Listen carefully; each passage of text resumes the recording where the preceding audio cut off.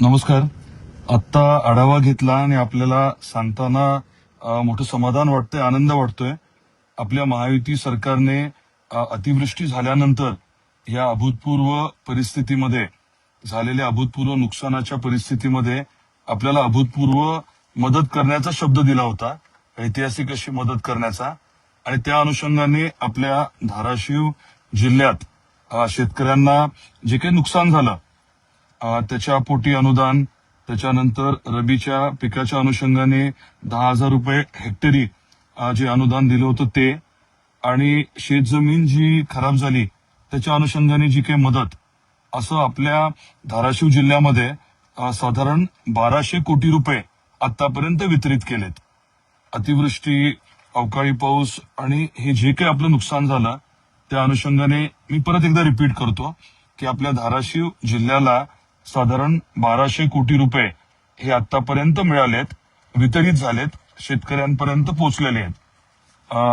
आपल्या महायुती सरकारचे आदरणीय देवेंद्रजी फडणवीस साहेबांचे, आपले दोन्ही उपमुख्यमंत्री एकनाथरावजी शिंदे साहेब आणि अजितदादा पवार साहेब यांचे सर्व धाराशिवकरांच्या वतीने मी मनापासून आभार व्यक्त करतो. आणि आता आपली पीक विम्याशी संबंधित प्रक्रिया देखील चालू आहे आणि पीक कापणी प्रयोगाच्या अनुषंगाने विमा कंपनीने काही आक्षेप घेतले होते. ते आक्षेप जे आहेत त्याच्यावरती सुनावणी आणि योग्य ती कारवाई देखील चालू आहे. पण आनंदाची बाब ही आहे आणि समाधानाची बाब ही आहे की आपल्या महायुती सरकारने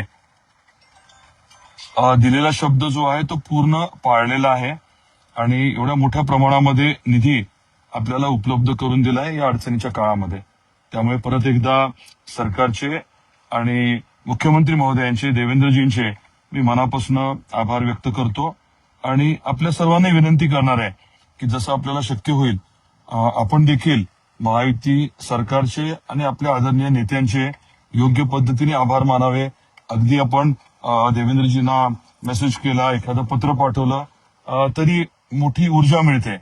कारण एखादं चांगलं काम केल्यानंतर त्याच्याबद्दल कोणी दोन शब्द चांगलं बोललं तर मग अजून हुरूप वाढतो आणि अजून जास्त ताकदीने काम करण्याची इच्छा होते. आपल्या सर्वांचे नेहमीच आशीर्वाद आहेत, शुभेच्छा आहेत. त्यामुळे तर आम्ही एवढ्या ताकदीने सगळे कामं करतो.